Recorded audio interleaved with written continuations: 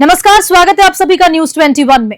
सबसे पहले बात करेंगे बुलेटिन में हनुमानगढ़ जिले की, जहां पर कलेक्टर कानाराम की अध्यक्षता में कलेक्ट्रेट सभागार में साप्ताहिक समीक्षा बैठक हुई। विभागीय अधिकारियों ने योजनाओं की प्रगति सहित विभिन्न प्रकरणों के निस्तारण की जानकारी साझा की। जिला कलेक्टर ने कहा कि सभी को मिलकर मौसमी बीमारियों से बचाव में आमजन को स्वच्छता के लिए जागरूक करना होगा और इस दौरान जिला कलेक्टर ने दीपावली पर्व पर विद्युत और पानी की सुचारू आपूर्ति सुनिश्चित करने के निर्देश दिए। जिला कलेक्टर ने 25 अक्टूबर को स्वच्छता एवं स्वच्छता टीम पर फिट इंडिया फ्रीडम रन में आधिकारिक संख्या में हिस्सा लेने के लिए कहा। हनुमानगढ़ से विनोद चौधरी की रिपोर्ट। रायसिंह नगर शहर के नजदीक खेतों में लगी ब्लेड तार को हटाने की मांग को लेकर बजरंग सेना और गौरक्षकों के कार्यकर्ताओं ने उपखंड अधिकारी सुभाष चौधरी को ज्ञापन सौंपा। बजरंग सेना व बीकानेर संभाग महामंत्री गंगानगर जिला प्रभारी नरेश कुमार के नेतृत्व में एसडीएम सुभाष चंद्र चौधरी को ज्ञापन दिया गया। आए दिन शहर के नजदीक खेतों में लगी ब्लेड तारों से आवारा गौवंश जख्मी हो रहे हैं एवं अपनी जान भी गंवा रहे हैं। आमरण अनशन में लिखमेवाला निवासी गौरक्षक दयाराम भाकर व गौरक्षक रमेश भार्गव सहित 2 युवक बेमियादी धरने पर बैठ गए हैं। रायसिंह नगर से राजू शर्मा की रिपोर्ट।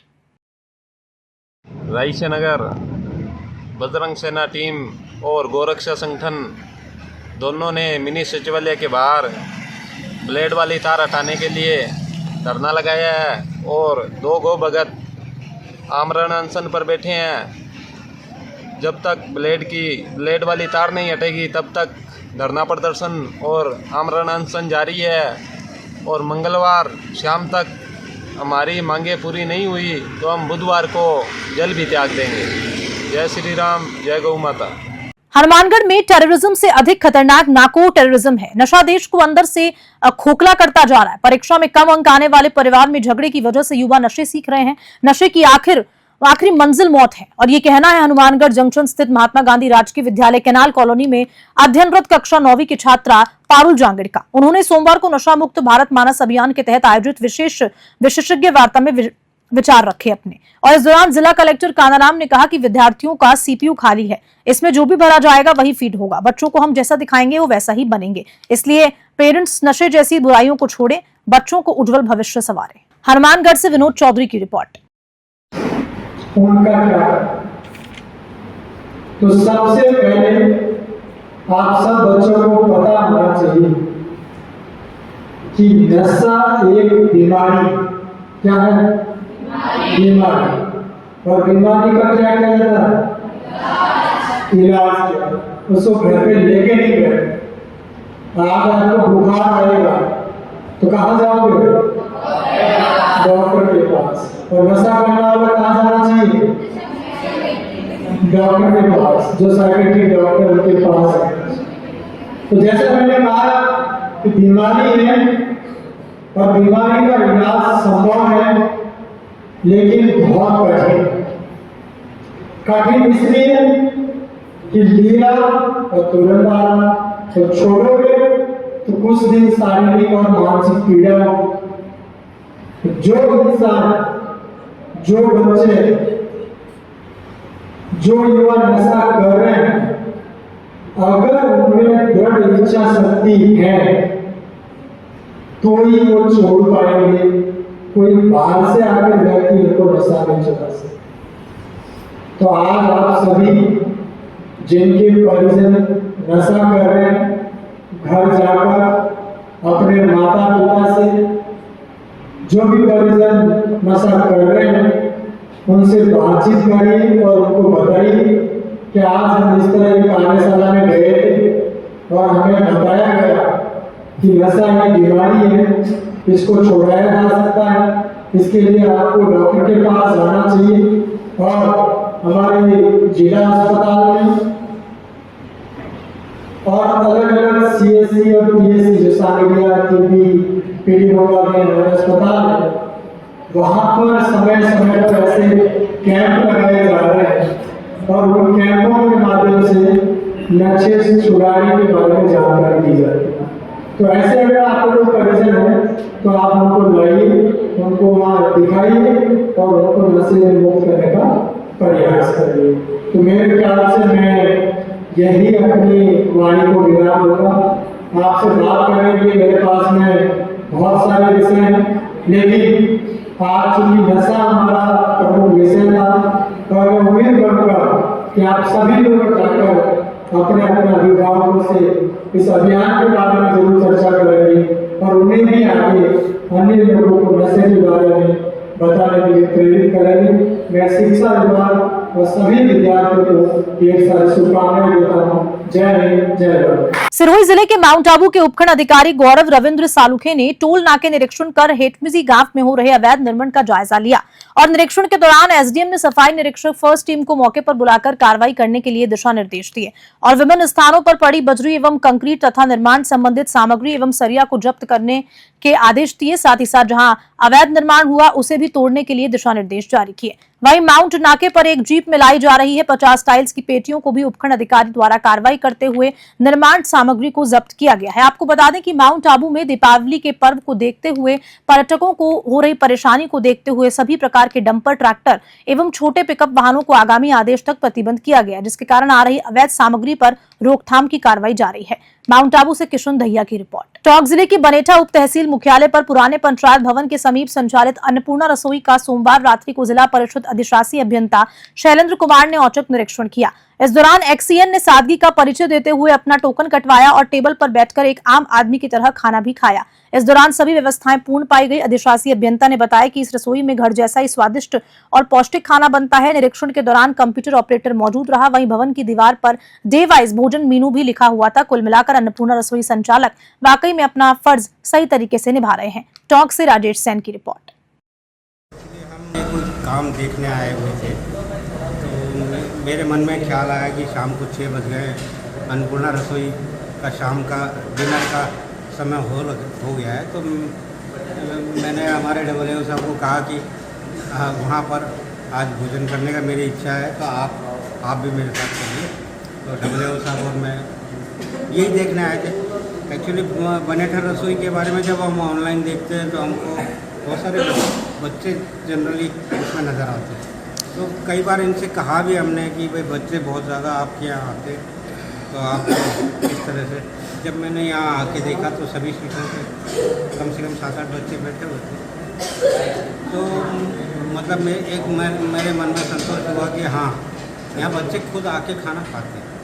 अच्छा सर, आपने आज कई बच्चों से बात भी मैंने करी, कितने बार खा चुके, किसी ने कहा 8 बार, किसी ने कहा बहुत बार। तो इसलिए कुछ बच्चों से मेरी बातचीत हुई। अच्छा सर, आपने आज खाना भी चखा है क्या? कुछ कैसा लगा, क्या कुछ कहेंगे इस मामले में? जो टेस्ट खाने का मैं मानता हूँ कि जैसा हमारे घर में बनता है, लगभग बहुत अच्छा टेस्ट ही लगा अभी तक। तो मुझे तो मैंने डब्ल्यू साहब से भी पूछा, उन्होंने भी कहा कि हाँ अच्छा लगा। हमें अच्छा लगा कि जैसा हम घर में खाते हैं लगभग खाना वैसा ही। मानस अभियान अंतर्गत हनुमानगढ़ जिला कलेक्ट्रेट के भू अभिलेखाकर में विद्यार्थियों और विषय विशेषज्ञों का संवाद आयोजन किया गया। जिला स्तरीय विशेष इस कार्यक्रम में विभिन्न विद्यालयों के विद्यार्थियों ने हिस्सा लिया। वार्ता में विद्यार्थियों ने मंच में भाषण और नाटक के जरिए नशा छोड़ने और छुड़वाने के लिए अपील की। इस दौरान मानस अभियान से उत्कृष्ट कार्य करने पर शिक्षिका श्रीमती योगिता कौशिक, छात्र प्रेम राजवंशी, छात्रा प्रियंका, छात्रा रूपाली जांगड़ को प्रशंसा पत्र देकर सम्मानित किया गया। हनुमानगढ़ से विनोद चौधरी की रिपोर्ट। चाहे अफीम है, चाहे आपका अन्य जो वाइन्स का लेते हैं, तो लीवर ये भी स्टार्ट की एज में जब शुरुआत है तब हमें ऐसा लग रहा है कि हाँ बहुत बढ़िया है, लेकिन इसका भी यदि लगातार यदि यूज़ करते हैं तो लीवर पर सबसे ज़्यादा प्रभाव डालती है। मैं कक्षा 11 कला वर्ग की छात्रा हूँ। मेरा नाम पूजा है। मैं राजकीय बालिका उच्च माध्यमिक विद्यालय में पढ़ती हूँ। आज हमारे विद्यालय में मानस अभियान को लेकर हमें बताया गया था कि मतलब इससे हमें क्या क्या नुकसान हो सकते हैं और इससे हमारे जीवन पर क्या प्रभाव पड़ता है। मतलब आज के वर्तमान समय में जो युवा पीढ़ी है वो इस दलदल में दिन ब दिन लगातार बढ़ती जा रही है और वो इसका सेवन इतना कर रहे हैं जिससे कि हमारे सामाजिक, आर्थिक और सामाजिक रूप से सभी को बहुत नुकसान हो रहा है। और मतलब जैसे ये चिट्टा, गांजा, मतलब ये चीज़ें उनके इतनी लत लग चुकी है उन्हें कि वो इनको छोड़ना ही नहीं चाहते और उनके जो संगी साथी है वो इनको इस चीज़ का करने के लिए उनको बढ़ावा देते हैं, जो कि वो गलत है। एक बार तो वो उस चीज़ को कर लेते हैं पर फिर भी उनको उस चीज़ का बाद में पता चलता है कि उनकी मतलब दिक्कत बहुत ज़्यादा बढ़ जाती है, उनकी पारिवारिक स्थिति खराब हो जाती है, उनके घरों में उनकी महिलाएं उनसे तंग होती है, घर में माता पिता तंग होते हैं, उनके बच्चों का भी कोई भविष्य नहीं बन पाता वो उनकी ऐसी स्थिति के कारण। तो इसलिए यही है कि कोई भी नशा ना करे और हम भी यही कोशिश करेंगे कि सभी लोग इस नशे को छोड़ें और अपने घर परिवार को सुखी रखें और समाज में अपनी इज्जत बनाए रखें। बीकानेर जिले के श्री डूंगरगढ़ में सरदार शहर रोड पर करीब 11 बजे एक ट्रेलर ने कैंपर को जोरदार तरीके से कुचल दिया। कैंपर सवार 2 जनों की मौके पर दर्दनाक मौत हो गई। हादसा इतना भयंकर था कि पास की स्थित होटल के कमरों के लोग उठकर दौड़े आए। 20 मिनट की मशक्कत के बाद दोनों वाहनों को क्रेन की सहायता से बाहर निकाला। दोनों घायलों को गंभीर हालत में अस्पताल भर्ती कराया गया, लेकिन दोनों ने बीच रास्ते में ही दम तोड़ दिया। पुलिस ने दोनों शवों को अस्पताल की मोर्चरी में रखवा दिया है। बीकानेर से लोकेश भौरा की रिपोर्ट।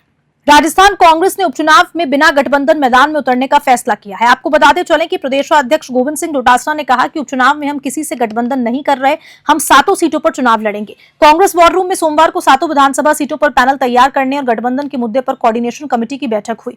बैठक के बाद डोटासरा ने मीडिया से मुखातिब होते हुए कहा कि हमारी 7 सीटों पर तैयार है। बताया जा रहा है कि दिल्ली हाईकमान के पास पैनल की सूची भेज दी गई है। जल्द ही दिल्ली से प्रत्याशियों का लिस्ट जारी हो जाएगी। जयपुर से ब्यूरो रिपोर्ट। डूंगरपुर जिले की 84 विधानसभा सीट पर उपचुनाव को लेकर पीसीसी की ओर से नियुक्त पर्यवेक्षकों यानी कि ऑब्जर्वर्स की टीम डूंगरपुर के सीमलवाड़ा में पहुंची। ऑब्जर्वर्स के समक्ष टिकट दावेदारों ने अपने समर्थकों के साथ शक्ति प्रदर्शन किया। इस दौरान टीम ने सभी को बगावत न करने की कसम दिलाई। पर्यवेक्षक पूर्व मंत्री सुखराम बिश्नोई, पूर्व मंत्री मांगेलाल गरासिया, पीपलादा विधायक चेतन पटेल के समक्ष कार्यकर्ताओं ने ऑब्जर्वर्स से उपचुनाव में बाप पार्टी से गठबंधन नहीं करने की मांग उठाई। डूंगरपुर से सादिक अली की रिपोर्ट। सर, आज जो यहाँ पर बैठक हुई कांग्रेस की वो उपचुनाव को लेकर, उसमें कांग्रेस की क्या रणनीति रहेगी आगे? चुनाव लड़ेंगे। जी, स्थानीय जो यहाँ पर जो जनप्रतिनिधि है और कार्यकर्ताओं की एक ही मांग है सर, किसी भी पार्टी से गठबंधन न हो, तो उनकी जो बात हो हाईकमान तक पहुँचाने की वो अपील कर रहे हैं। उनकी बात पहुँचाएंगे, उनकी भावना की कदर करेंगे। सर, जैसा कार्यकर्ता यहाँ पे गठबंधन को लेकर बार बार गया, तो क्या ये माने कि इस बार गठबंधन पे बिल्कुल अंकुश लग गया? इनकी जो बात है अब वो जयपुर दिल्ली पहुँचाएंगे। तो कांग्रेस की तरफ से सर प्रत्याशी की घोषणा कब तक पहुँचेगी? 25 तारीख लास्ट है, 1-2 दिन हो जाएगी। तो इसमें सर जो जैसे राहुल गांधी जैसा कह रहे हैं कि युवाओं को तवज्जो देंगे, तो इस बार जो उपचुनाव में किस प्रकार की उम्र हम जो टिकट मांग रहे सभी युवा मांग नहीं रहा है, सभी युवा मांग रहे हैं। तो कांग्रेस मिलेगी। कांग्रेस अब की बार जो उपचुनाव है राजस्थान की 7 सीटों में है, किस मुद्दों पर सर चुनाव लड़ेगी? पिछले 10 महीनों में जो बीजेपी योजनाएं बंद की है, कोई नया काम नहीं किया है, केवल मात्र जो कांग्रेस ने अच्छे काम किए उनको बंद करने का काम कर रही है। और खुद कांग्रेस बीजेपी महसूस कर रही है कि जयपुर के अंदर ये स्थिति है कि सरकार किसकी पता ही नहीं। सर, आज जो यहाँ 84 विधानसभा कांग्रेस की जो बैठक हुई है, उसमें किस बात की बैठक हुई और उसमें क्या मंथन हुआ सर? बैठक सिर्फ जो टिकट के दावेदार थे उनसे हमने चर्चा की, उनके आवेदन लिए, ये आज का कार्यक्रम। Thank you sir. उदयपुर से बड़ी खबर आपको बता दें, सज्जनगढ़ बायोलॉजिकल पार्क में बड़ी लापरवाही सामने आई है, जहां पर एक लेपर्ड एनक्लोजर से निकलकर पहाड़ियों में भाग गया। लेपर्ड के बाहर निकलने से वन विभाग की टीम टेंशन में आ गई और क्योंकि आदमखोर पैंथर से वैसे ही उदयपुर में दहशत का माहौल है, ऐसे में एक और नया लेपर्ड जंगलों में पहुंच चुका है तो परेशानी और भी बढ़ जाती है। अब आपको बता दें कि गोकुंदा की तरह अब बायोलॉजिकल पार्क और सज्जनगढ़ से सटी पहाड़ी पर भी वन विभाग सर्च ऑपरेशन चला रहा है। उदयपुर से शंकर सरगरा की स्पेशल रिपोर्ट। और इसी खबर के साथ बुलेटिन में इतना ही। नमस्कार।